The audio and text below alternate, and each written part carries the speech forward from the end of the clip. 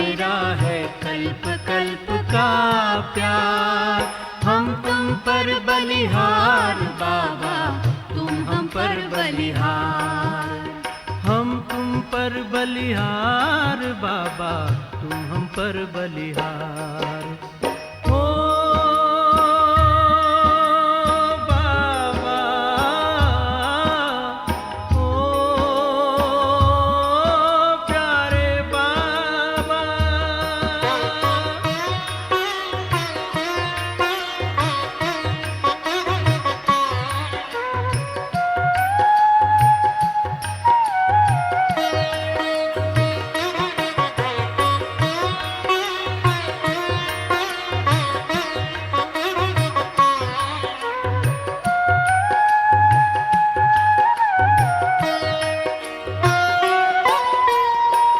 तेरा एहसान बाबा चुकाने लिए, तेरा एहसान बाबा चुकाने लिए। मेरा हर जन्म हो तुम्हारे लिए। मेरा हर जन्म हो तुम्हारे लिए। फिर भी चुका न पाएंगे,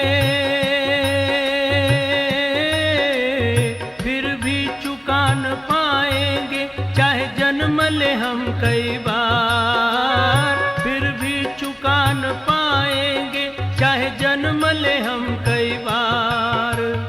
हो बाबा, ओ प्यारे बाबा,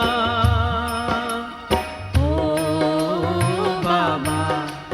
तेरा मेरा है कल्प कल्प का प्यार।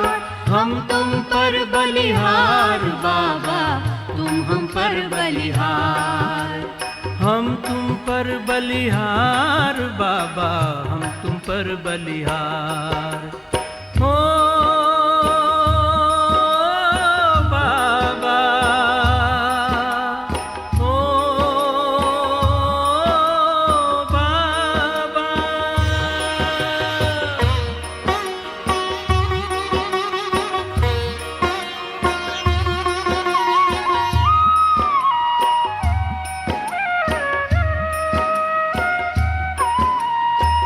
आँखों से जब देखूं एक तुमको ही देखूं।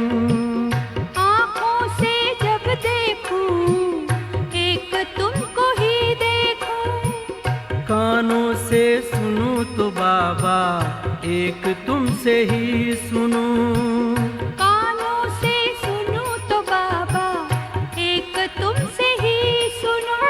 तुम संग खेलूं, तुम संग खाऊं, तुम पे ही दिल बलिहार। तुम संग खेलूं, तुम संग खाऊं, तुम पे ही दिल बलिहार। ओ बाबा, ओ प्यारे बाबा, ओ बाबा। तेरा मेरा है कल्प कल्प का प्यार। हम तुम पर बलिहार बाबा, तुम हम पर बलिहार। हम तुम पर बलिहार बाबा, तुम हम पर बलिहार। ओ बाबा, ओ प्यारे बाबा।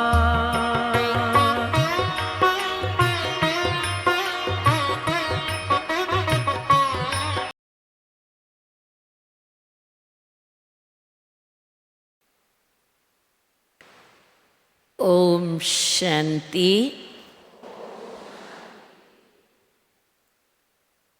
ओम शांति। ओम शांति।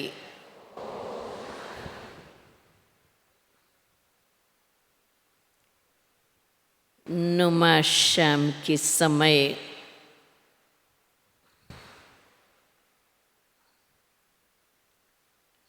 शांतिवन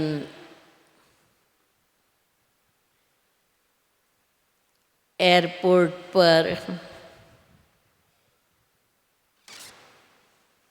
बहुत सारी भीड़ लगी है। किसकी है? बाबा की भली भोली दिल वाली मीठी मीठी माताओं की।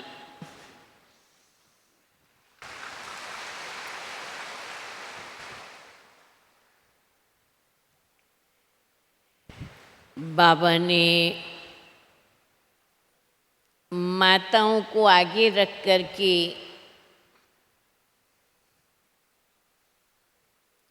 इस यज्ञ की स्थापना की।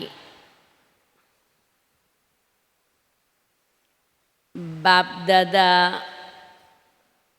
दोनों ने ही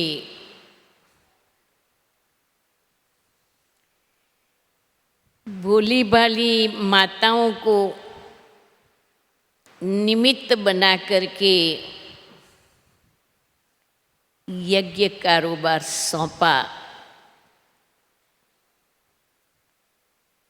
जरूर है बाबा के पास उसका प्रत्यक्ष प्रमाण था।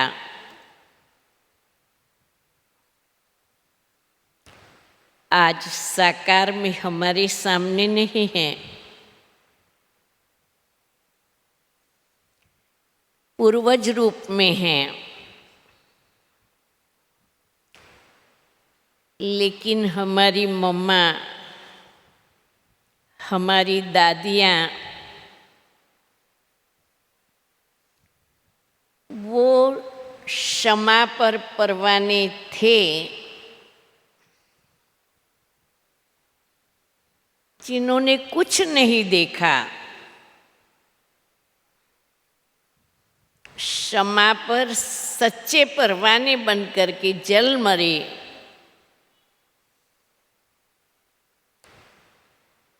जीते जी मर गए। उन्हों की वो फिदा होने की अवस्था को देखते हुए बाप पर फिदा होने वाले वो परवाने यज्ञ की आधार मूर्तियां बनी।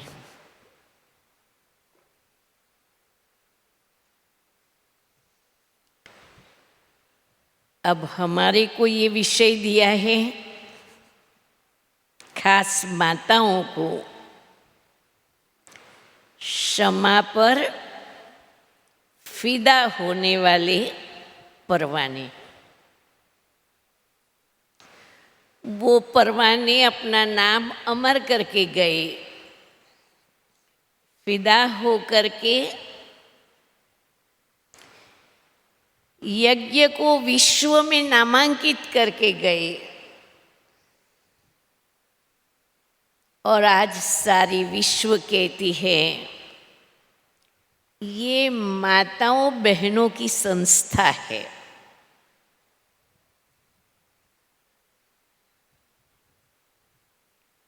हम भी बाबा की यज्ञ में हमारे गृहस्थ जीवन में, पारिवारिक जीवन में आए हैं और फिर हमें भगवान मिला।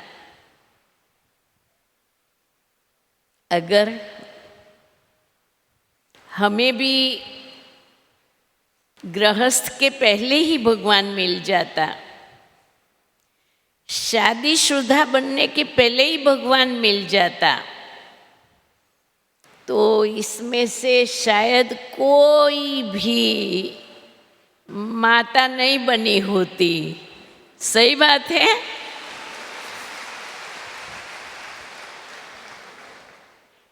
सब कुमारियां ही रह जाती।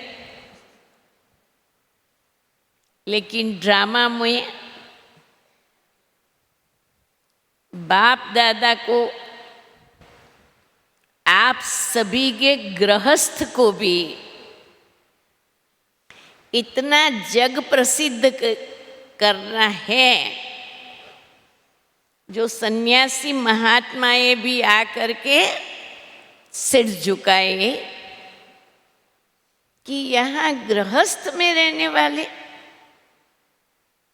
इतने श्रेष्ठ पवित्र, तो ये फिर सिद्ध करने के लिए गृहस्थ की आवश्यकता भी है।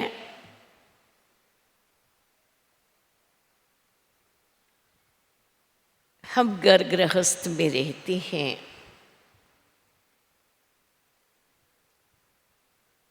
लेकिन जब हम भगवान के बनते हैं, जब बाबा इस धरती पर आता है,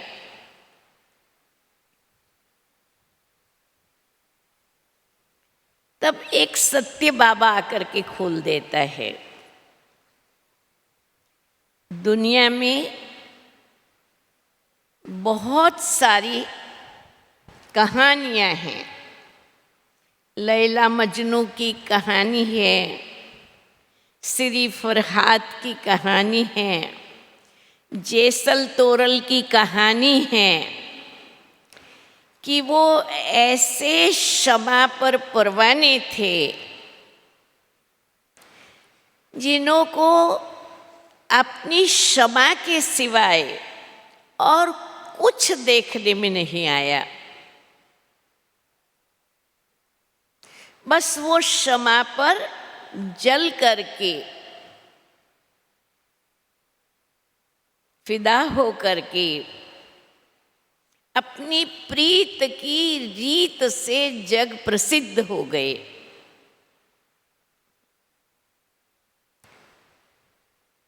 अब हम भी परवाने हैं, पर हमारी क्षमा विचित्र है। क्यों? उसको चित्र नहीं है, वो निराकार है, हम साकार में हैं।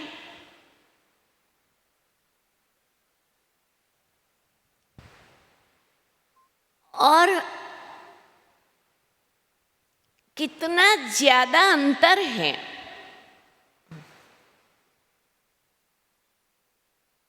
क्षमा परवाने के बीच। वहाँ तो मनुष्य को मनुष्य से प्रेम हो जाता है, देहधारी को देहधारी से प्रेम हो जाता है, और यहाँ तो हम शरीरधारी आत्माओं को विदेही परमात्मा के साथ प्रेम हो गया है।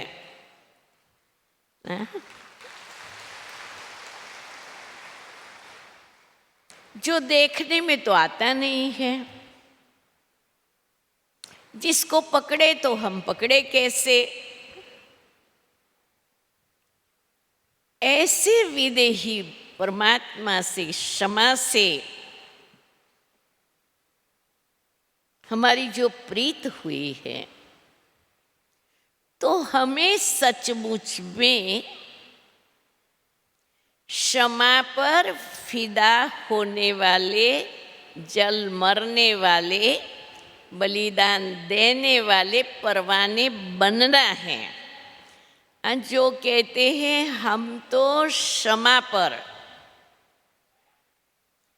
जल मर कर खत्म हो चुके हैं, वो हाथ उठाए हैं।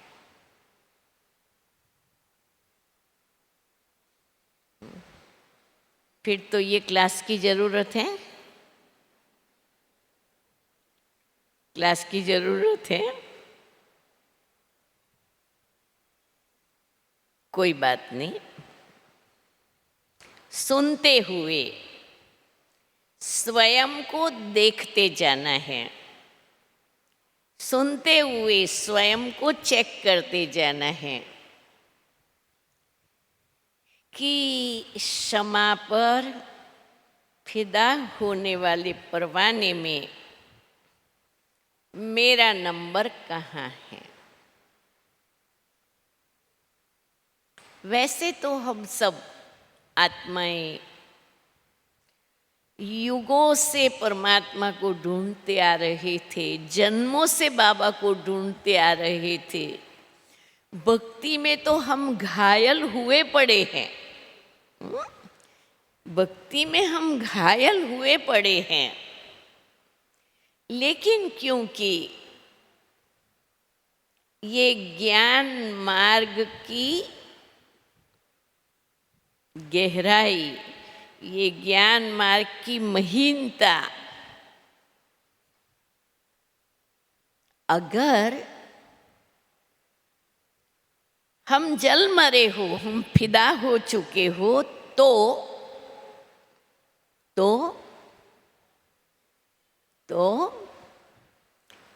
हम बाप समान बन गए हो। समझ गए? हमारी स्थिति बाप समान बन जाए, ये है समापर फरवानों की निशानी। संपन्नता, संपूर्णता, समान की स्थिति हमें वो स्थिति लानी है। इसलिए आज इस विषय पर हमें चिंतन करना है, क्योंकि मेरा बाबा विदेही है। मेरे और बाबा के प्यार में अंतर नहीं रहे, इसके लिए नंबर 1 देह भान का त्याग। शरीर में रहते हुए कोई भी प्रकार का देह भान, अब देह भान में बहुत बातें आती हैं। मैं काली हूँ, गोरी हूँ, पतली हूँ, मोटी हूँ, सुंदर हूँ, आदि आदि। फिर देह को सुंदर दिखाने के लिए वस्त्रों का आकर्षण, वस्तुओं का आकर्षण, देह भान में मैं अटकी हुई तो नहीं हूं। मैं आत्मा शरीर में रहते हुए अशरीरी अवस्था में रहूं। दूसरा, देहभान की कसौटी कब होती है? जब शरीर में बीमारी आती है, कर्म भोग आता है, तब देह का भान आत्मा को खींच के रखता है। वो शरीर से डिटैच नहीं होने देता है। अगर मैं देह भान से मुक्त हूं, तो ये देह को कुछ भी होता रहे, मैं अपने बाबा की याद में अशरीरी विदेही अवस्था में स्थित रहूं। मुझ आत्मा को देह का आकर्षण न हो, देह भान या देह भाव का आकर्षण न हो। ये एक कसौटी है। स्वयं को भगवान पर फिदा होने के लिए जब तक देह भान है, तब तक फिदा का अनुभव नहीं होगा। बीच में देह की दीवार का कारण जुदा का अनुभव कराएगी। तो देह भान से डिटैच स्थिति चाहिए। दूसरा,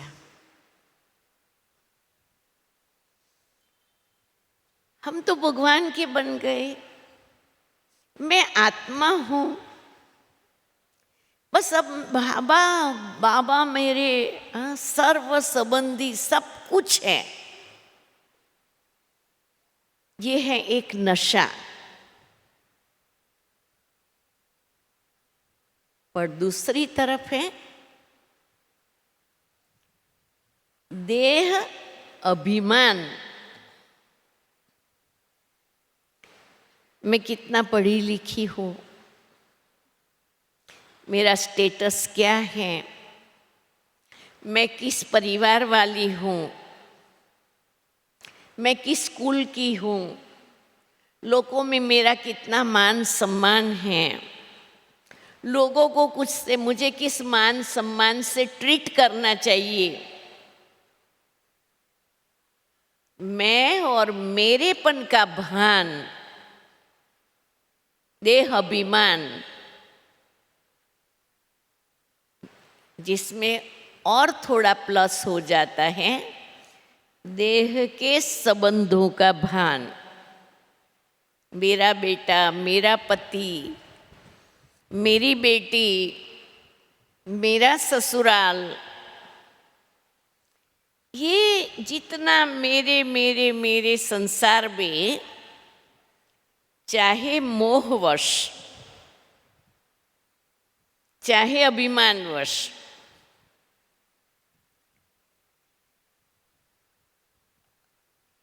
आत्मा उसी शरीर के अभिमान में रहती है।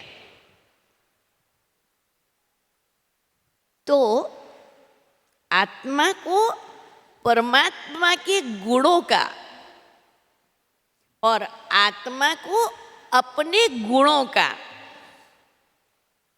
अनुभव नहीं होता है। हम योग में बैठते हैं, अमृत वेले उठती है, बड़ी लगन से उठ रहे हैं, लेकिन फिर भी बुद्धि में जो देह का अभिमान भरा हुआ होता है, जिसके कारण बुद्धि बोझ वाली होती है, और वो बोझ वाली बुद्धि होने के कारण क्या होता है, नींद आती है, योग नहीं लगता है, थकावट महसूस होती है।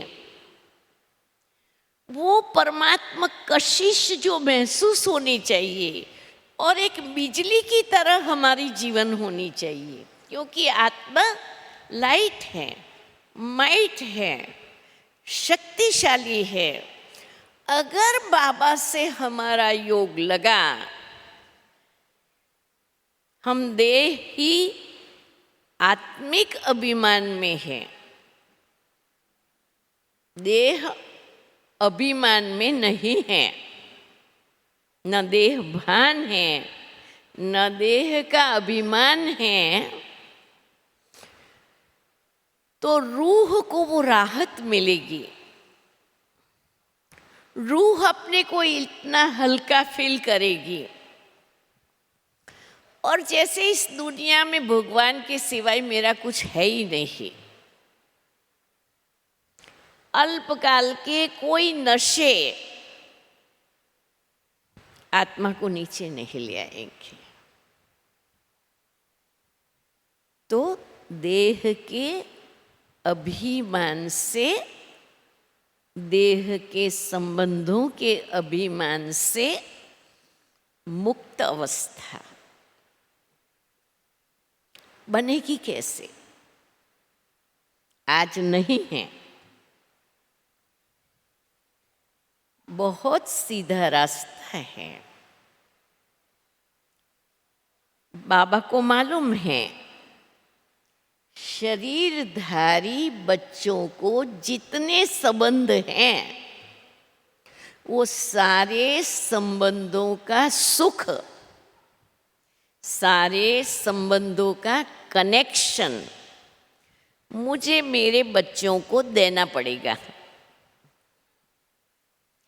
इसीलिए बाबा मुरली में स्वयं सामने से क्या कहता है, बच्चे मैं तुम्हारा बाप हूँ, टीचर हूँ, सतगुरु हूँ, साजन हूँ, सर्जन हूँ, धोबी हूँ, सर्वंट हूँ, सारे संबंध निभाने का वायदा परमात्मा ने हम आत्माओं से किया है। अंदर से सच्चाई से ये देखने की बात है कि मैंने सचमुच दिल से सारे संबंध बाबा के साथ जोड़े हैं। कोई भी संबंध का आकर्षण मुझ आत्मा को अपनी ओर खींचता तो नहीं है।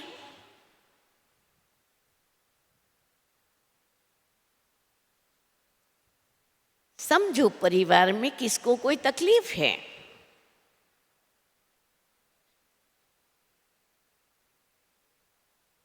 ऐसा नहीं हमें कोई इफेक्ट नहीं हो, हम उसका ध्यान नहीं देवे, क्योंकि हम तो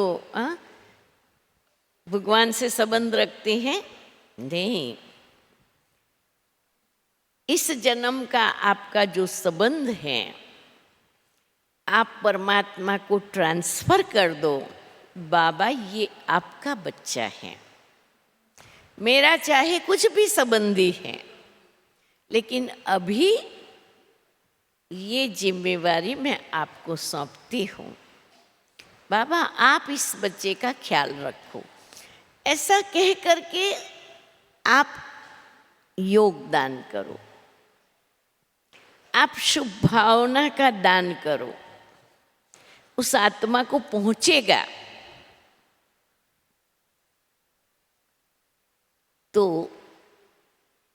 देह का अभिमान जरा भी नहीं हो तो हम समा के परवाने बन सकते हैं। फिर तीसरा नंबर,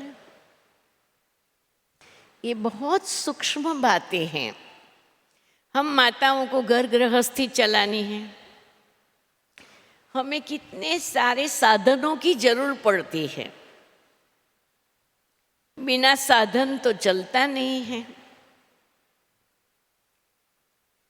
घर में फर्नीचर भी चाहिए, किचन में साधन सामग्री भी चाहिए, कुछ सुख सुविधा के साधन भी चाहिए। अब एक है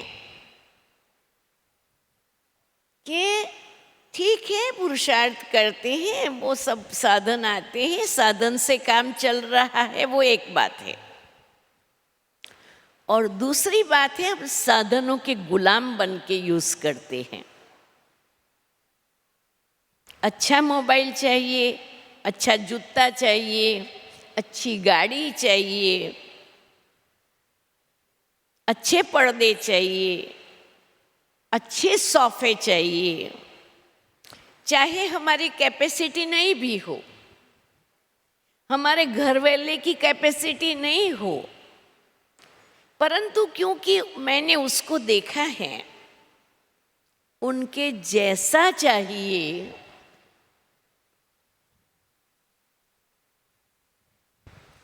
अब देह में भी नहीं फंसना है, हम तो और नीचे उतर करके देह के साधनों में फंसे हुए हैं।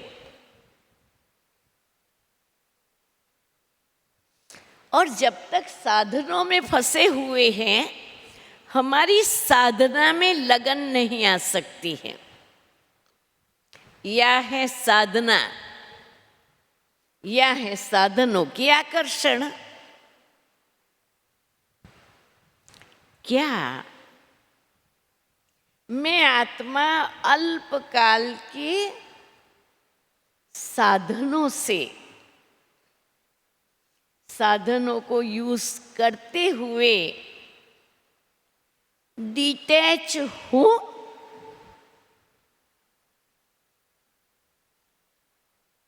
कि मैं साधनों में अपनी बुद्धि जुड़ाती रहती हूं?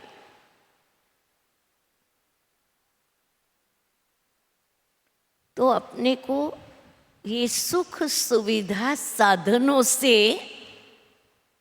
भी उपराम होना पड़े।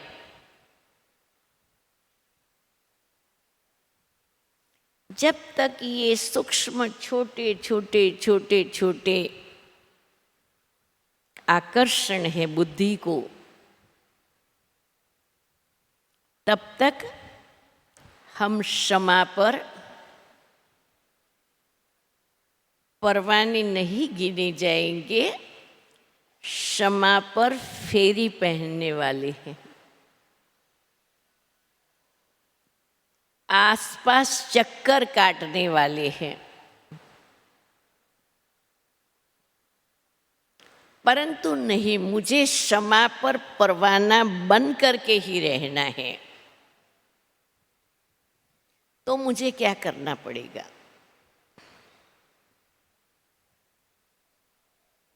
नंबर 1,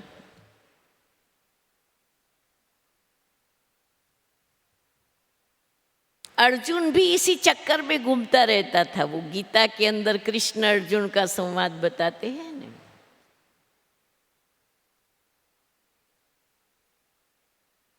वो भी मोह को नहीं मार पाता था। कहते थे ये मेरे काका मामा चाचा इन सबको मार करके मुझे स्वर्ग मिले तो ऐसा स्वर्ग में क्या करूँगा। तब क्या उपदेश देते कि ये मरे हुए हैं, तुम्हें तो उसको निमित्त मात्र मारना है, बुद्धि से मारना है। क्षमा पर परवाने वो है जो नष्टो मोहा स्मृतिर्लब्धा। मोह नष्ट होगा, स्मृति स्वरूप बनेंगी। तो ये सब प्रकार के सूक्ष्म मोह से डिटैच होने से, नष्टो मोहा बनने से ही स्मृति स्वरूप, पहला अपना स्मृति स्वरूप, मैं आत्मा जो हूँ, जैसी हूँ, जिसकी हूँ, जहाँ की रहने वाली हूँ,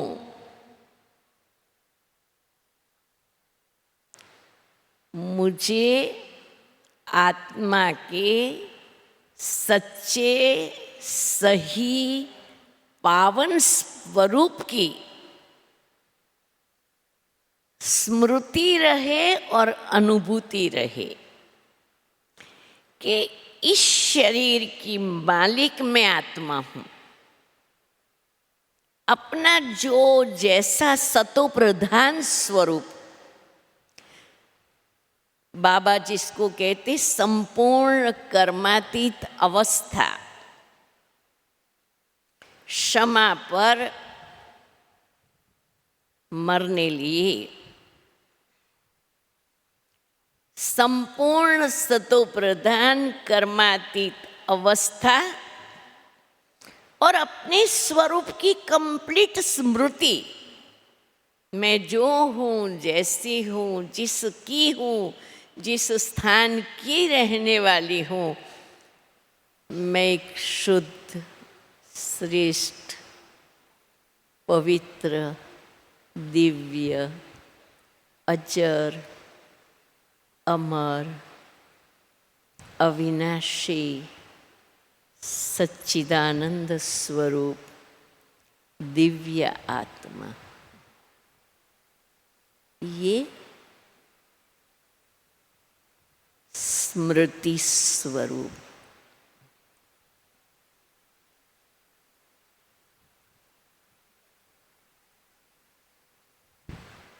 चलिए इस पहली स्मृति को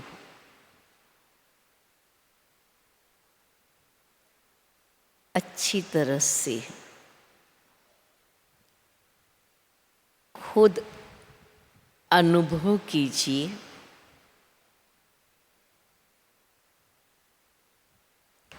रिलैक्स होके,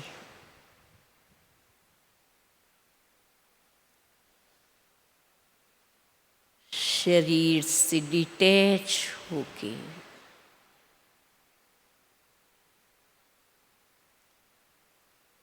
स्वयं को मस्तिष्क में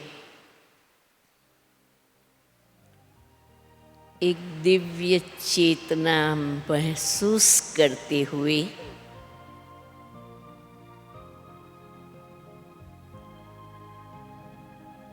बुद्धि रूपी नेत्र से देखे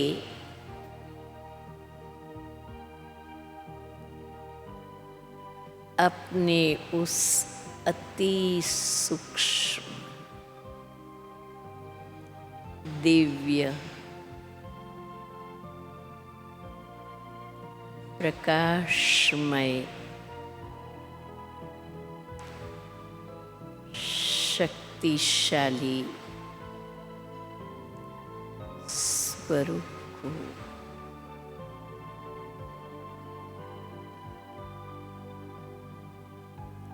मैं ज्योति बिंदु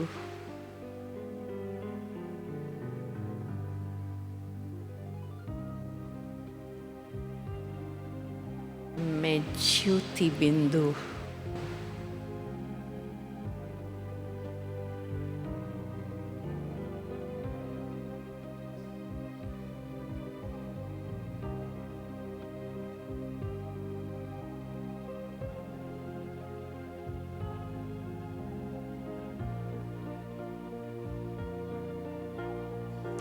अति सूक्ष्म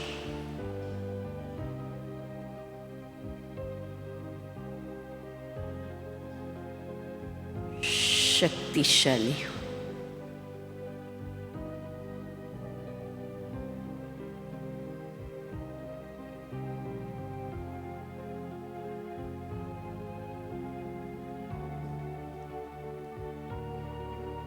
मैं आत्मा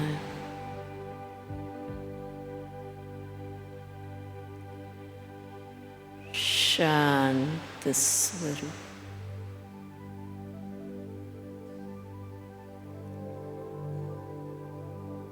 शांत स्वरूप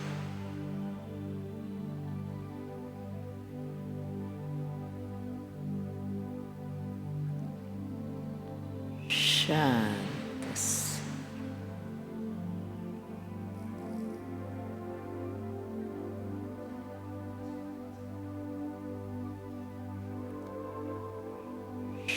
शांति मेरा स्वधर्म है।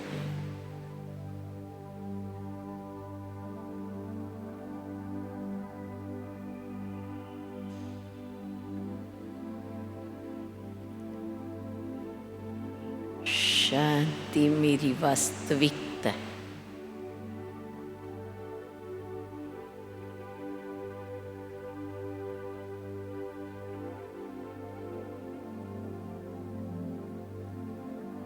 मैं आत्मा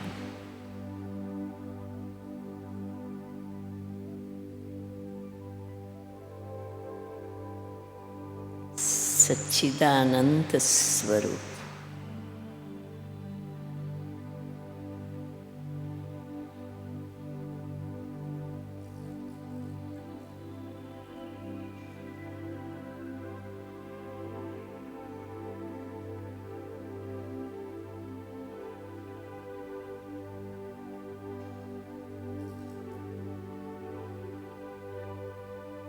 मैं आत्मा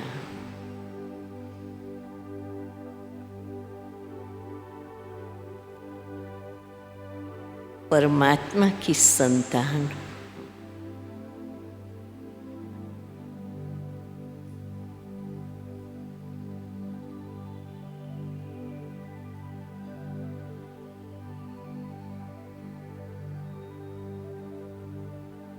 ज्ञान स्वरूप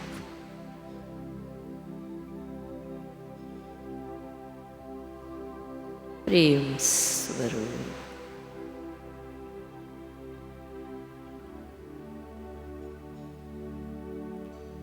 आनंद स्वरूप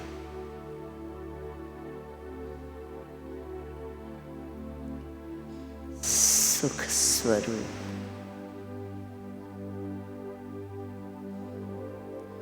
शांति स्वरूप,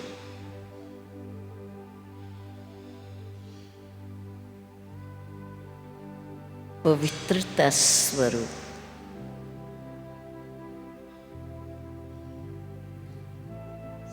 सर्वशक्ति संपन्न,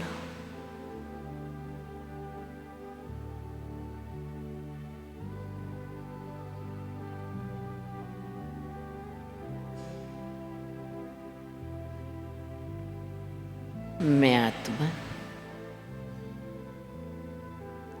अजर, अमर,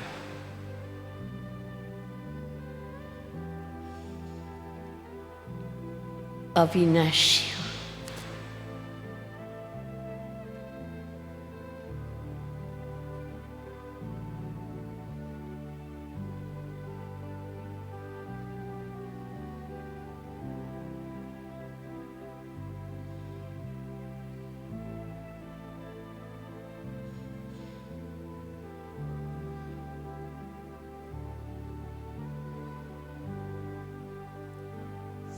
संपूर्ण पवित्र आत्मा,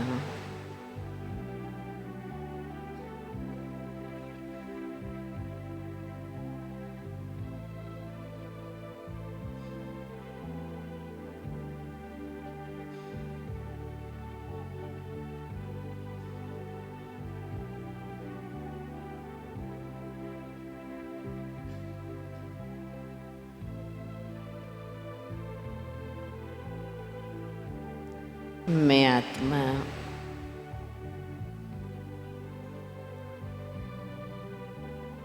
शरीर में होती हुई अशरीरी हूँ।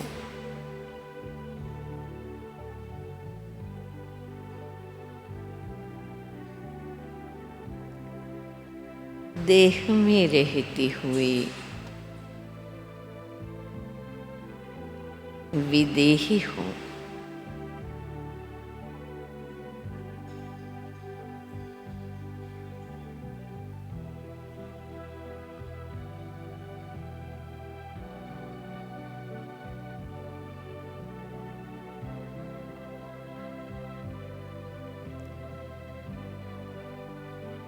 मुझ आत्मा की आत्मिक स्मृति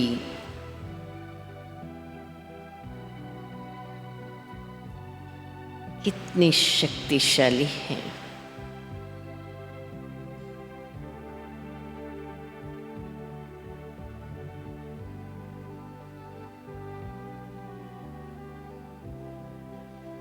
देह भान से मुक्त,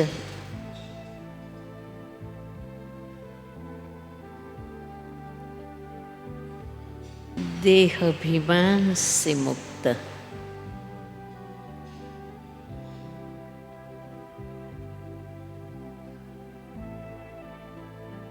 देह के संबंधों के आकर्षण से मुक्त,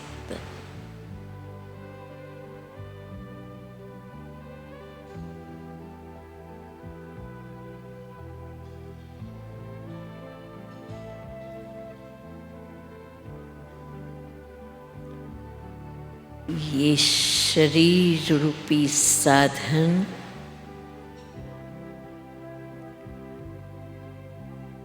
और शरीर रूपी साधन के कार्य में आने वाले सर्व साधनों के आकर्षण से मुक्त,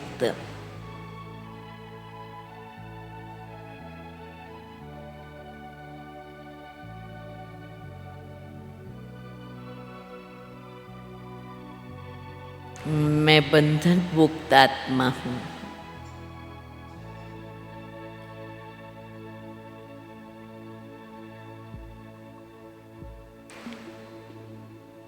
मैं आत्मा स्वतंत्र हूँ।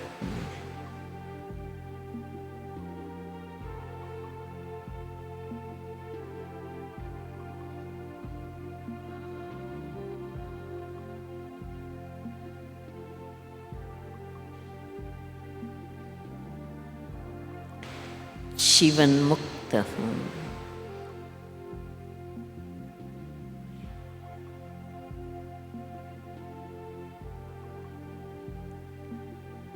कमल पुष्प समान न्यारी और प्रभु की प्यारी हूँ।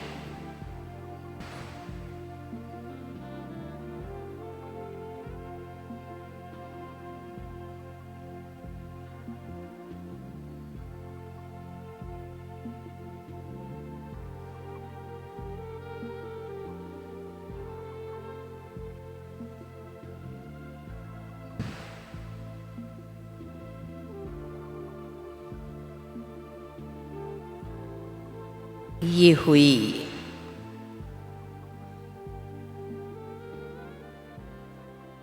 बाबा जो कहते हैं अपने को आत्मा समझकर याद में बैठने की विधि। वाइट लाइट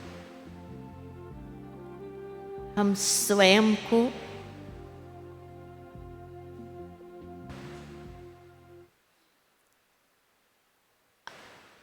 आत्मा समझने की, आत्मिक स्मृति में रहने की स्थिति जो बाबा ने कही थी, आत्मिक स्वरूप की स्मृति से हम नष्टो मोहा बने। नष्टो मोहा बनने की स्थिति से हमारा आत्मिक स्वरूप निरंतर बना रहेगा। तो एक है नष्टो मोहा स्मृति स्वरूप की स्थिति में रहना। अब हम परवाने क्षमा पर मर चुके, हमें अंदर से बेहद का वैराग्य आ रहा है। इस पुरानी दुनिया में रखा ही कुछ नहीं है, तो हमें क्या दिखाई देगा? केवल एक क्षमा दिखाई पड़ेगी। और जब हम ऐसे क्षमा को देखेंगे तो हम अपने जीवन के अंदर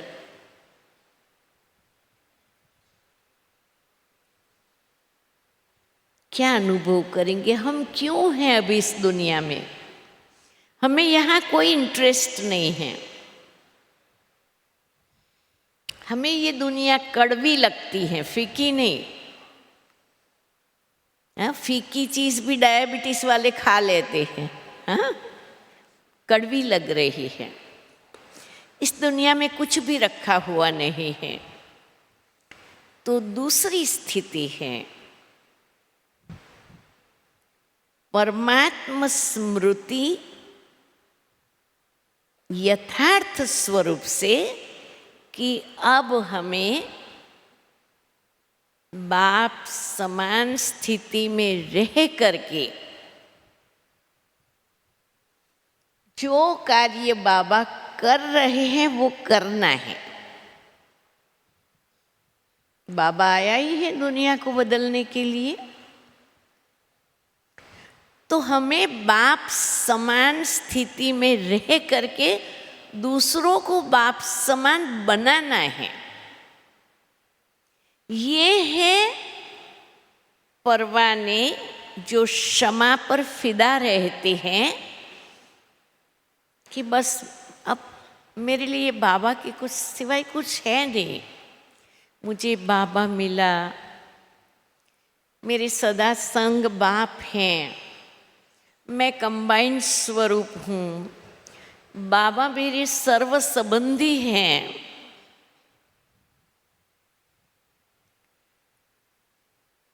जब ये धारणा जीवन में आती जाएगी तो जीवन में प्रत्यक्ष रूप में निमित्त भाव, हम केवल निमित्त भाव से रहे हुए हैं। बाबा के डायरेक्शन पर, बाबा की श्रीमत पर, बाबा के कार्य अर्थ हम निमित्त मात्र इस पुरानी दुनिया में है।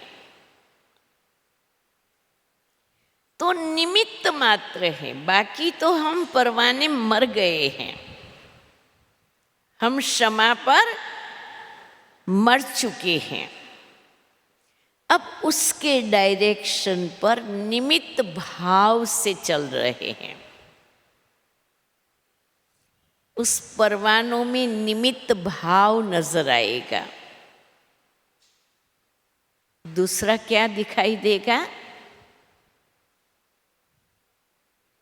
चाहे कोई भी सीन है, कैसी भी सीन है, कैसी भी परिस्थितियां हैं, लेकिन साक्षी अवस्था, कुछ मैं तू मेरा तेरा सच झूठ कुछ भी नहीं, साक्षी भाव से चल रहे हैं।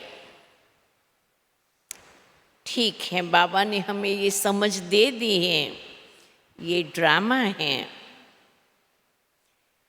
ये ड्रामा एक्यूरेट है, ये ड्रामा कल्याणकारी है। हर एक आत्मा अपना अपना रोल अदा कर रही है।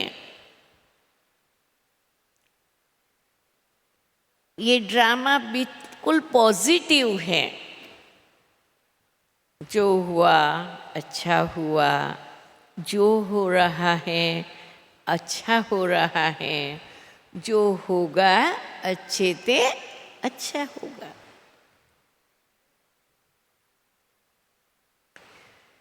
तो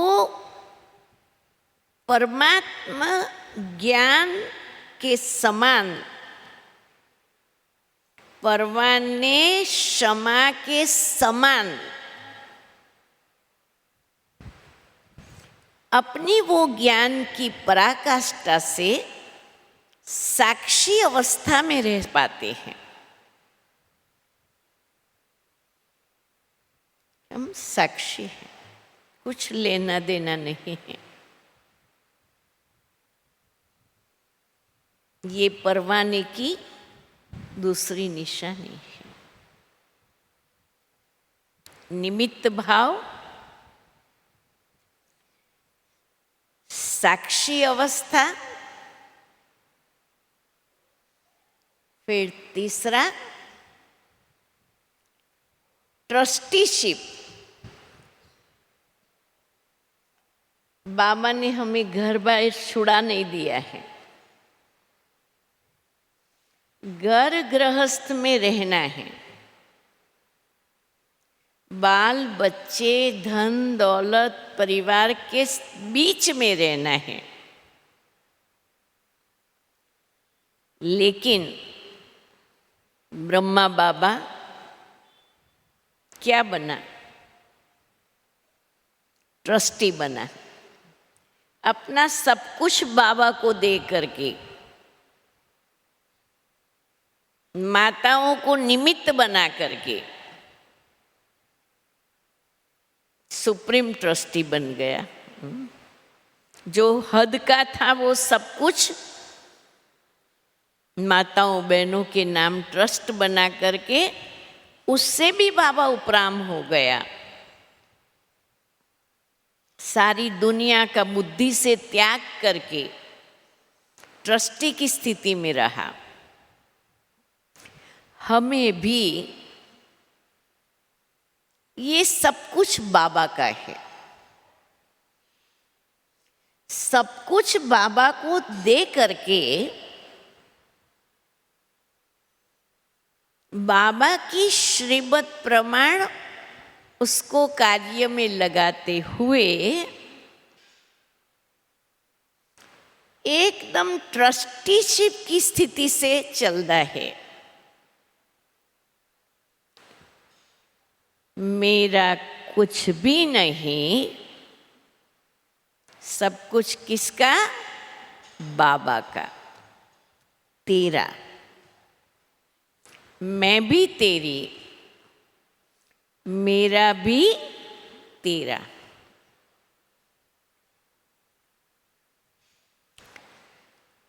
तो ट्रस्टीशिप का प्रैक्टिकल पार्ट अपने जीवन में अनुभव हो।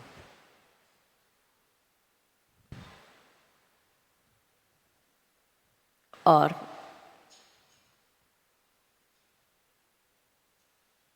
इस दुनिया में रहते हुए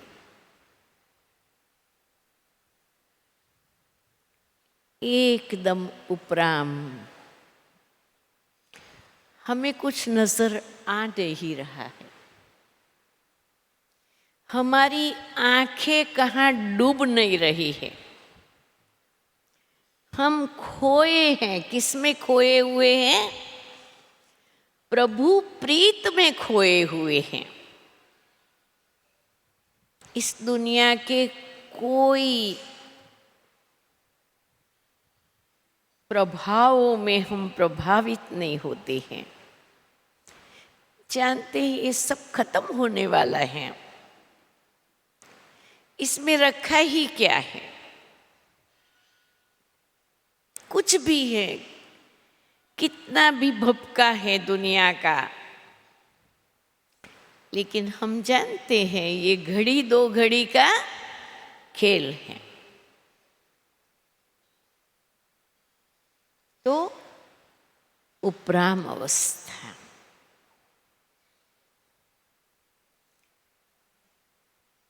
क्षमा पर परवाने किसको कहते हैं?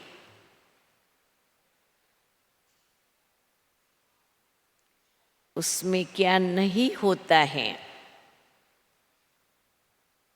और उसमें क्या होता है, हम दोनों के नॉलेजफुल बन गए।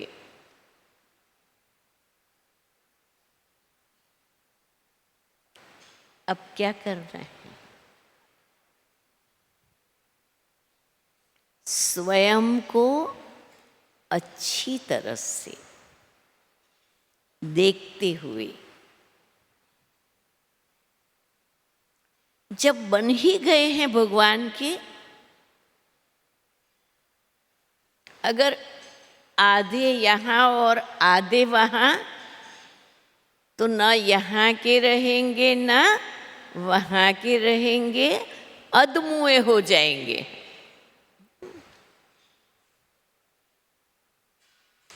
अंदर में वो जो नशा, वो खुशी, वो अतीन्द्रिय सुख निरंतर रहना चाहिए। वो रहेगा परवाना बन करके रहने से, जीते जी मर कर रहने से। ये अध्यात्म की यात्रा है। ये स्थूल क्षमा नहीं है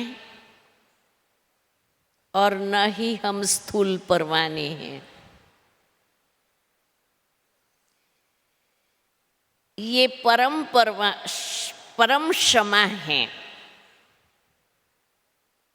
और हम सब आत्माएं क्षमा पर परवाना होने के लिए आकर्षित होकर के आए हैं। हम सब परवाने हैं, पर एक है जल मरने वाले परवाने और दूसरा है फेरी काटने वाले परवाने।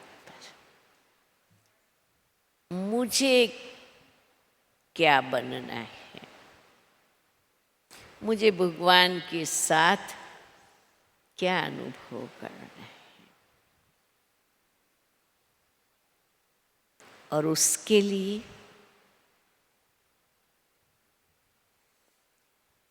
ये हमारी आध्यात्मिक जीवन की यात्रा में याद की यात्रा बाबा जो कहते हैं,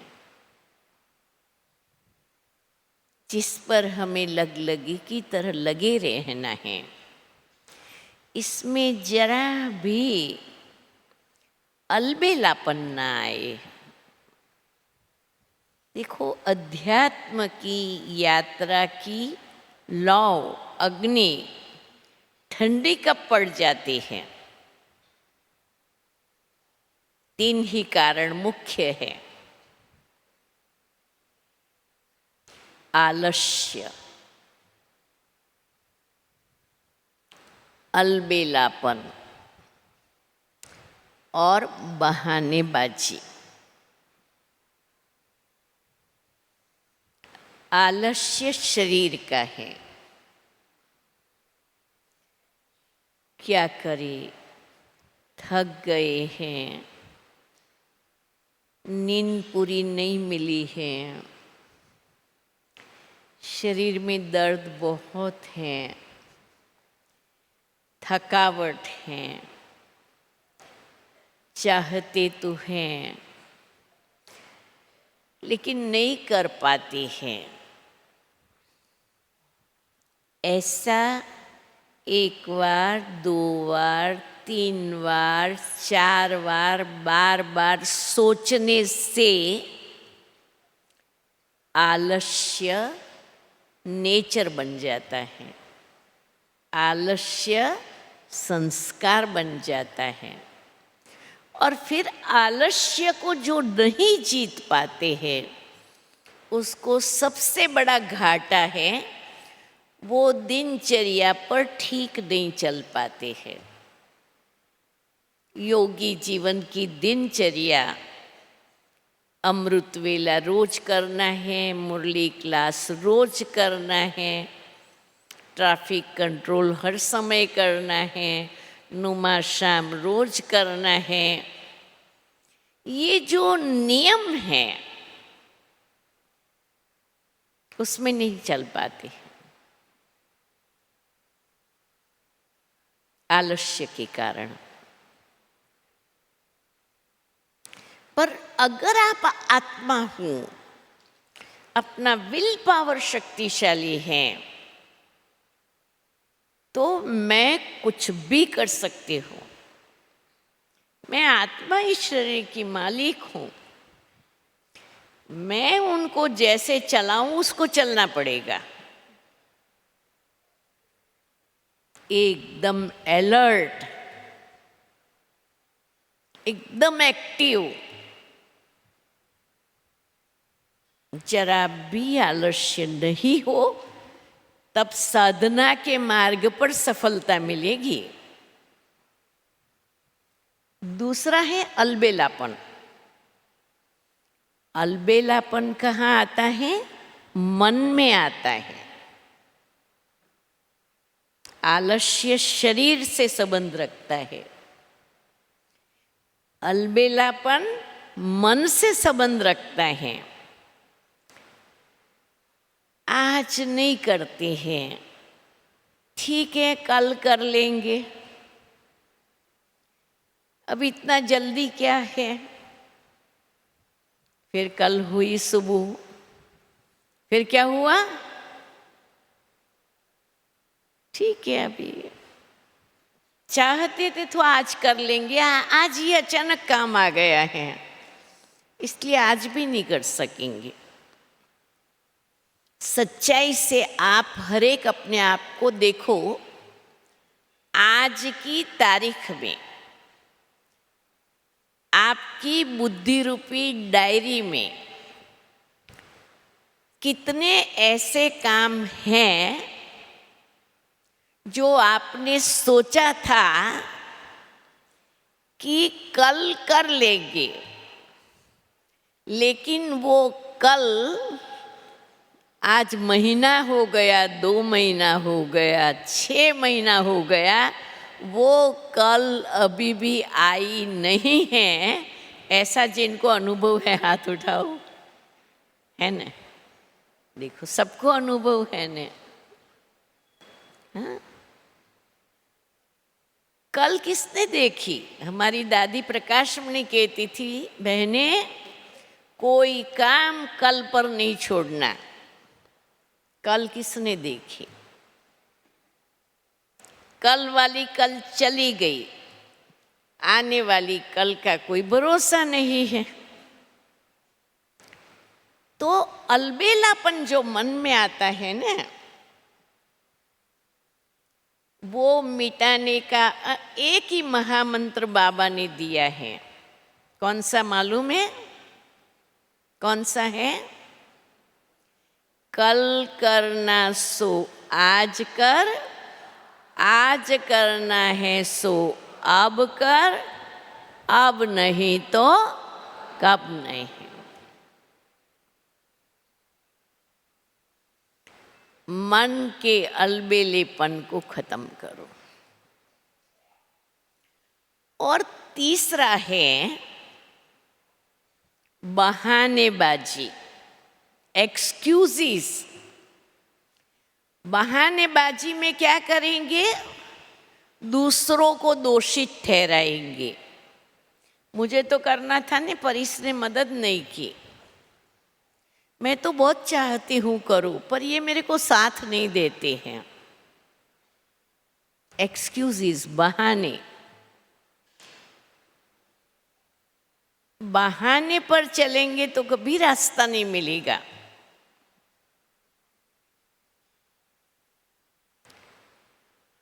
कहावत है, मेक अ वे और फाइंड अ वे। कुछ भी काम आपको करना है तो या रास्ता बना लो या रास्ता ढूंढ लो, पर रुको नहीं। कोई बहाना नहीं, डू और डाई। कोई बहाना हमारे जीवन में नहीं आवे। मुझे करना है, वह से भी मैं करके छोड़ूंगी। जब ये दृढ़ता हमारे जीवन में आएगी, तब हमारी ये क्षमा पर जल मरने की मंजिल में हम सफल हो पाएंगे। है? तो हम सब चाहते हैं ना, क्या चाहते हैं? कैसे परवाने बने? जो चाहते हैं क्षमा पर जल मरने में ही मजा है, और हम वैसा ही बनना चाहते हैं, वो हाथ उठाएं। वो हाथ उठाएं अच्छी तरह से, अच्छी तरह से। उसका मुहूर्त कब निकाले? अच्छा मुहूर्त किसी ज्योतिषी से निकलवाना पड़ेगा? ये मुहूर्त अच्छे से अच्छा है ना। शांतिवन के आंगन में, माताओं की भट्ठी में, नुमा शाम की वेला में, हम परवाने क्षमा पर जल मरे। ठीक है?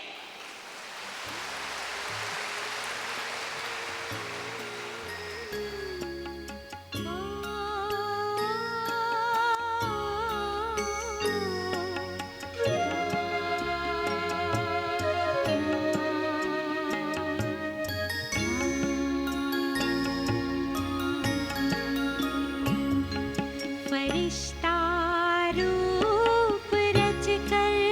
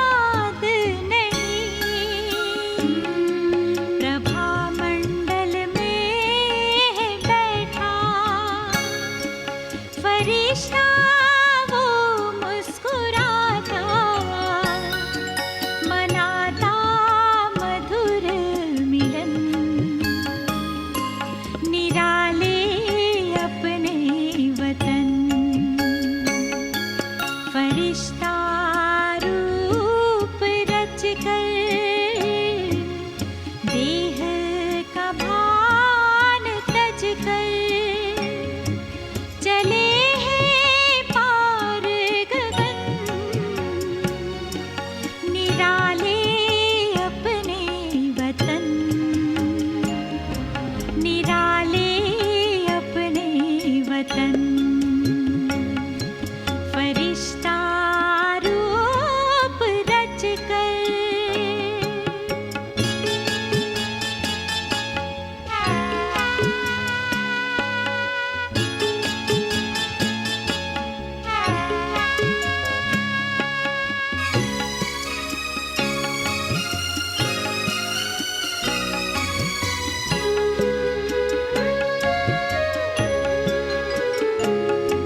ओ बाबा प्राण प्यारे हमारा दिल ये गाए ओ बाबा प्राण प्यारे हमारा दिल ये गाए बनके अव्यक्त हम भी अभी आए कि आए लगन में मगन हम कहते प्रेम के पुष्प है झरते विहसते मन मधुबन निराले अपने वतन फरिश्ता रूप रच कर देह का भान तज कर चले हैं पार गगन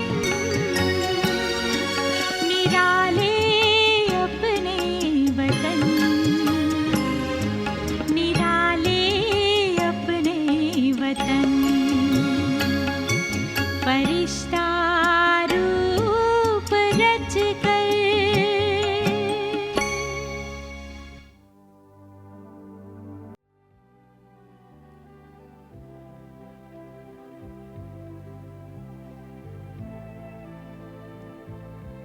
स्वयं की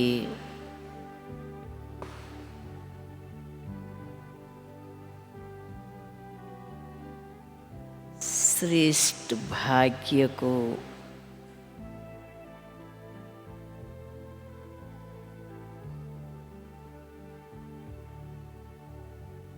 देखें।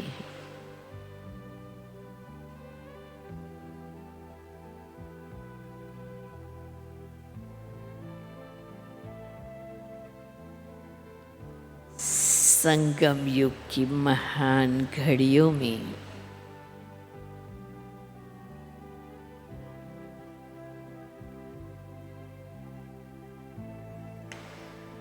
स्वयं भगवान ने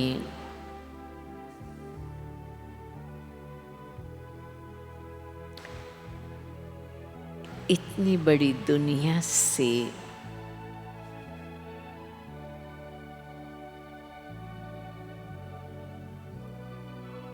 मुझे ढूंढ लिया।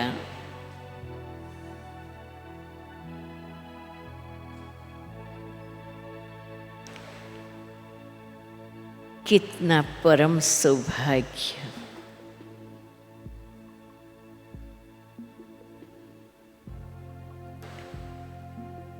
हम आत्माओं को प्राप्त हुआ।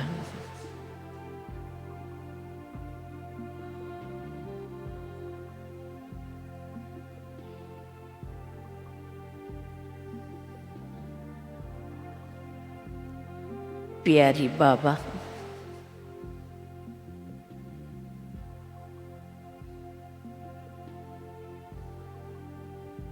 ज्ञान का तीसरा नेत्र देकर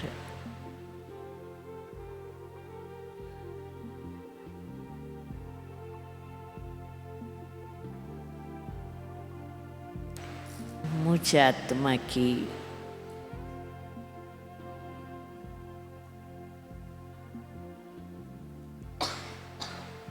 दृष्टि का परिवर्तन हुआ।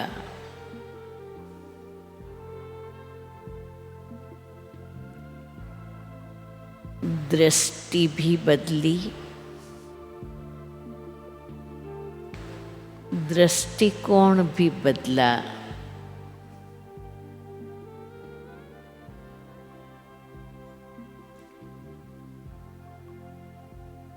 और मेरी मनोसृष्टि भी बदल गई।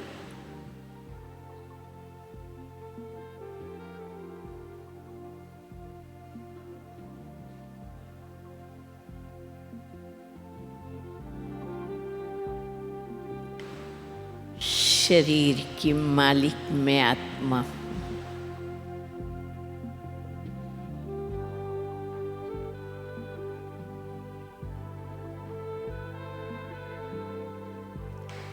श्रेष्ठ और महान आत्मा हूँ।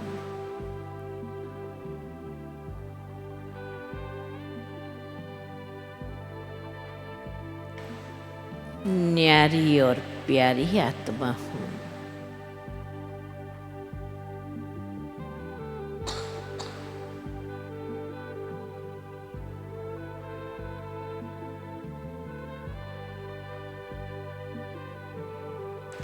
और जिन्हें देख रही हूँ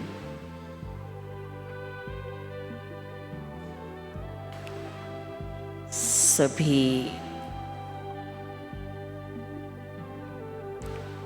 परमात्मा की अति प्रिय संतान नजर आ रही हैं।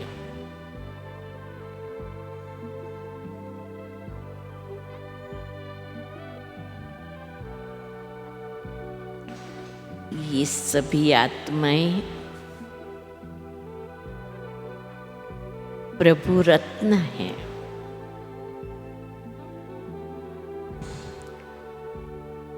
प्रभु की प्रिय संतान हैं।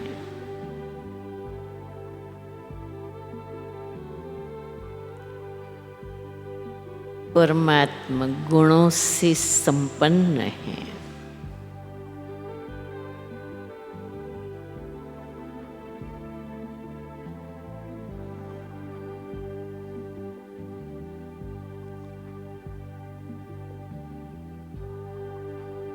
परमात्मा वरदानों से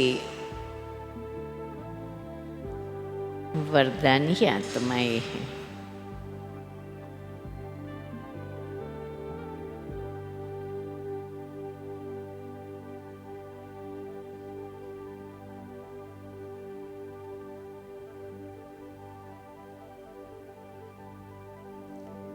मुझे दिव्य दृष्टि की दिव्यता प्राप्त हुई।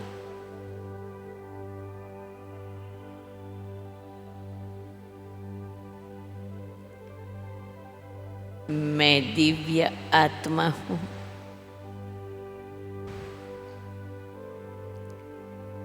मैं दिवात्मा हूँ।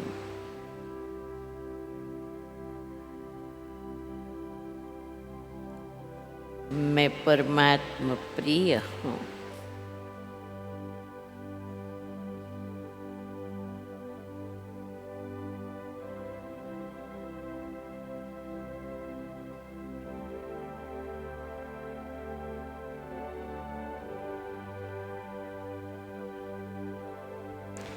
महसूस कर रही हूँ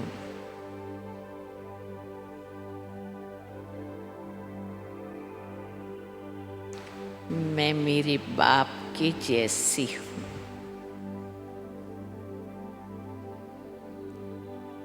जैसा मेरा बाबा,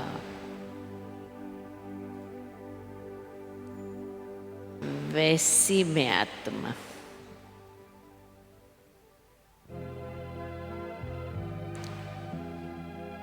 बाप की संपूर्ण वर्षे की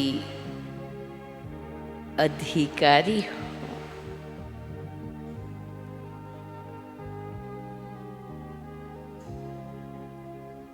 वारसदार आत्मा।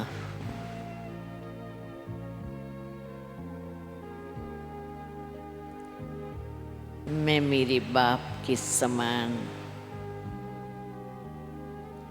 मास्टर सर्वशक्तिवान,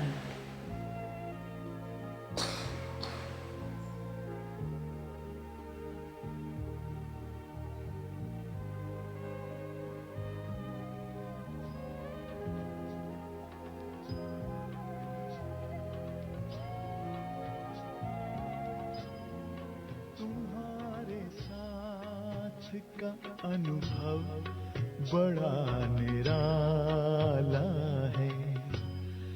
तुम्हारे साथ का अनुभव बड़ा निराला है। मिले न स्वर्ग में वो सुख लुटाने वाला है। तुम्हारे साथ का अनुभव बड़ा निराला है।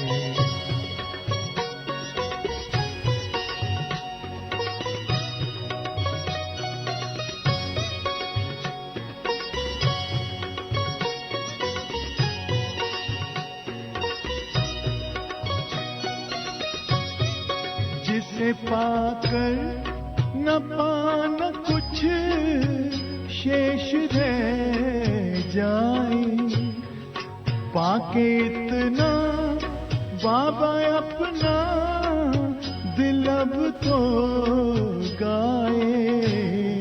साथ अपने है जग का जो रखवाला है। तुम्हारे साथ का अनुभव बड़ा निराला है।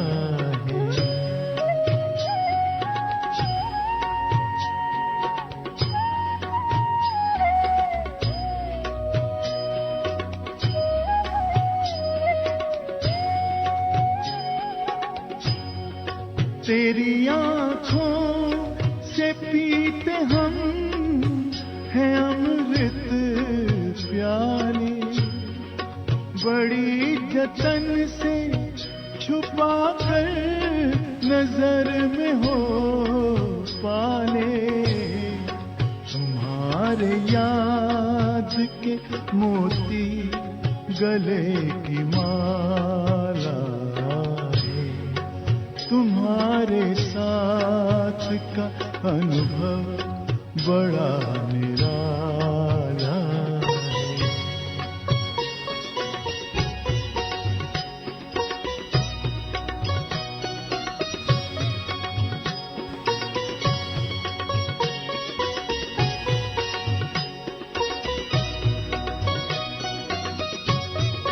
बाबा कहते हो यही बच्चे मेरे ताज तुम्ही।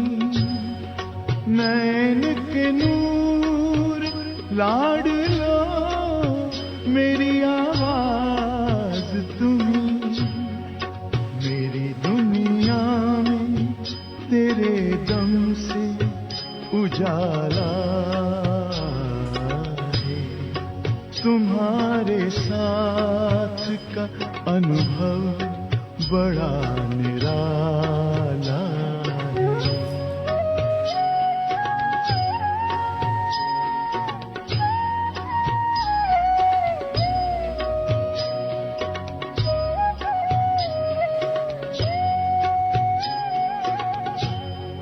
तेरी नजर का असर दिल ने तुम्हें जान लिया।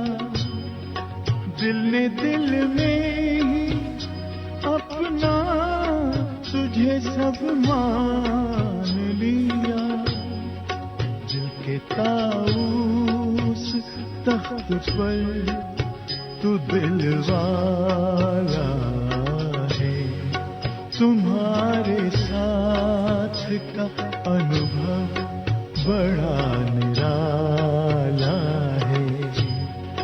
मिले न स्वर्ग में वो सुख लुटाने वाला है। तुम्हारे साथ का अनुभव बड़ा निराला